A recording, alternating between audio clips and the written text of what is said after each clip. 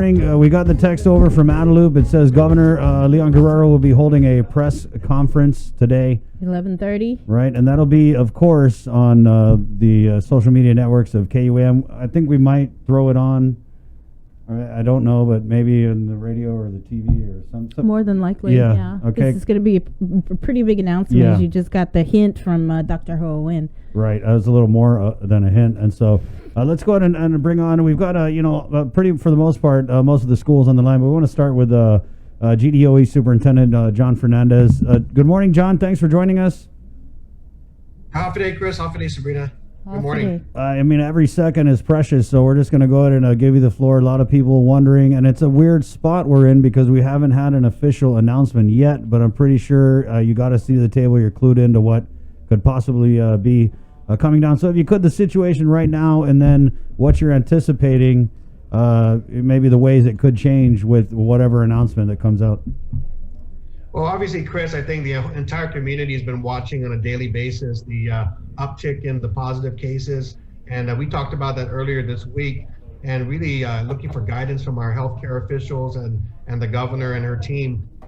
So yesterday we did meet with the governor. In fact, she hosted a meeting for all of the private schools and the public schools to get her review over as to what was going on and her intentions. So it looks pretty much, I don't think it's a secret that they're going to be moving into, whether it's a PCOR 2 or PCOR 1. I know that they'll clarify what her final decision is. But as far as the schools are concerned, a lot of our private schools have already opened up this past week. We are ready to go August 17th. The discussion we have is really about having in-class face-to-face instruction during this time period. So we knew that there was going to be some movement by the government, and we wanted to give our schools an opportunity to make that shift in advance. So we went ahead and put a 2-week delay on our in-class instruction, our face-to-face instruction, so starting next week. But our home learning will begin on time. So as far as we're concerned, the distance learning part of our curriculum will proceed, but the in-class instruction, the families who chose face-to-face instruction, we won't be starting that for at least 2 weeks. And then depending on the public health situation, we'll go from there. So right now, all the families who've signed up for that option, their school should be contacting them mostly to try to see if we can move them onto either the online or the hard copy home learning option so that they don't lag too far behind any of their peers. So that'll be what's going on today as we prepare for the governor's announcement. Mm-hmm. Okay, let's move over to Dr. Juan Flores. Right, if we could bring on Dr. Juan. Good morning. Good morning. Good morning. So did you participate in the meeting with the governor yesterday? No, actually, okay. I wish I could have. I was not invited. Crystal tried to get me on. I got a text from her at 1:28, but I was in the middle of a meeting at that point. The Chamorro saying, "Putiti matendi." That's how I felt yesterday. Like I wasn't invited to the party, even if there were no refreshments. But Crystal did reach out to me later, and the governor even emailed me last night.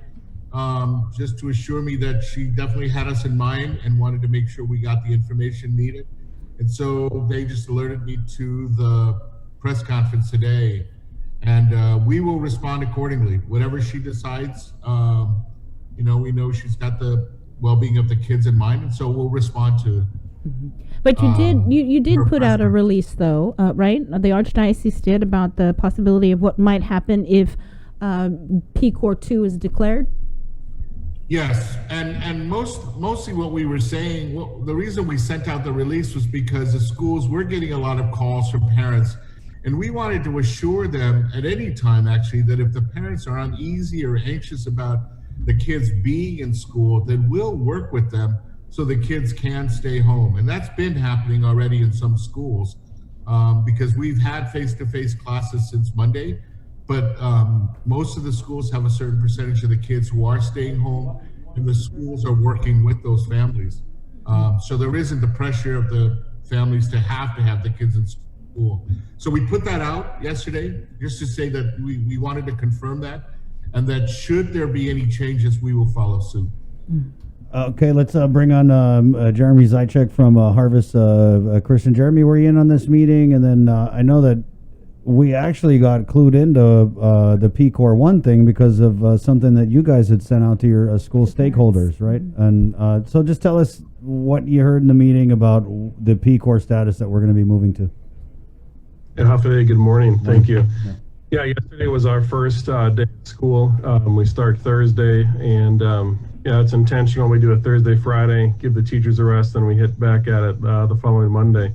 I was in on the Zoom call yesterday afternoon about 1:30. Appreciate the leadership's just their opportunity to include us. The governor did mention that whether it's P-Core 1 or P-Core 2, she did mention P-Core 1, the schools need to be closed for a period of time, hoping that it's 2 weeks, not any longer.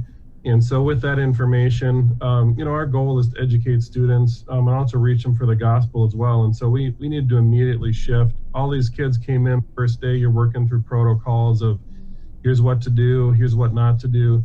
In fact, outside my office window, I watched 6th grade having lunch break. And, it's an awesome sight to see because there's kids on campus. It's also a little bit strange too, because they're about 12 feet apart as they eat masks off. You pass the salt? So, it's a little bittersweet. And so we need to shift. Today, we're actually not open. We sent that email to parents saying we're going to close today for the purpose of getting materials out today. So that we can begin online education beginning Monday.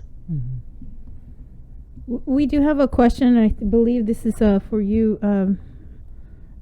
John. If you could provide an update on the stabilization funds. John. An update on the stabilization funds. I think it was like the 40 million that GDOE received. Are you hearing me? I'm just having a little internet problem. Yes, we can hear you. I got you now. Yeah. So we had to go through all the processes of the USDOE to finalize our budgets and get them ready to go this year. But the priorities have really been trying to get the PPEs procured and purchased and in so that we can distribute it to the schools. So that's the process that's been going on for the last week and ongoing this week in preparation for the start of our school year as well. And so we know there's a lot of folks at the office receiving the supplies and pushing them out. And so, I guess the fact that we're going to have a 2-week delay in instruction will ease some of the anxieties at the schools who are still in the process of handing out the supplies to their teachers and staff. Mm-hmm. And again, this is for these are PPEs that were meant for the school as well as for the students and the employees. Mm-hmm. So I just think in light of the rising cases, with the PPEs still coming in, but also with the fact that students were going to be coming in to start the school year. This week we definitely heard a lot of concern as well from our teachers and staff about what this meant, these rising cases, and whether it would impact the school year. And so I think the governor heard that when she called us in yesterday to try to give us a little bit more time to ease those anxieties amongst our employees. What about PPEs for private schools? Jeremy, Juan, I know. Did you guys ever receive PPEs? I appreciate the work Department of Education has done on our behalf. We did receive face masks, sanitizing wipes, as well as hand sanitizer. And so we were able to get all those distributed for day one. So appreciate the efforts. It's a huge, huge job for all the students, but yeah, thank you. Juan? We received the hand sanitizing solutions last Thursday. And then finally on Saturday, we received the temperature scanners and the face masks. So we picked those up, and then we had the schools come and pick them up from us so we could distribute them. So we got them, in the nick of time. But and then on, I don't know if it was Monday or Tuesday of this week, we received another shipment of face masks, both for students and for children. Yes. Okay, John, we're at the top of the hour here, so before we cut off on the TV, I just wanted to give you the floor. As you know, obviously you have the largest number of students under your charge. What would your message be to parents, students, you know, I mean, even the staff, GDOE stakeholders? We're kind of freaking out here, so I'll give you the floor. Well, we certainly appreciate the governor and her team stepping forward, and also, you know, this today, making it very clear as to the state of our public health situation, because, you know, that's the kind of information everybody's wanting to hear from the experts. So the decision to delay in-class instruction for 62% of our students, that won't impact them because they were already choosing to go with distance learning. It's the other families who chose face-to-face. I want them to know that their schools will be reaching out to them to let them know what's going on. Hopefully shift them into either online if they're able to, or to the hard copy distribution so that they can get started as well with the rest of us next week. But to everybody out there, you know, public health, our public health situation is really critical. And we certainly don't want our teachers, our staff, and our students to be a part of contributing to the spread. In fact, you know, that's our biggest concern. So we hope, you know, to be safe, and especially during these next few weeks. Juan? Yes, for us, the schools today are probably going to prepare the students for the distance learning that's going to start on Monday. For those schools that haven't already started schools. And so we're hoping that we can use the day today to make sure the students get all the materials they need to take home and get ready for some kind of online learning or some kind of distance learning that'll take place starting on Monday.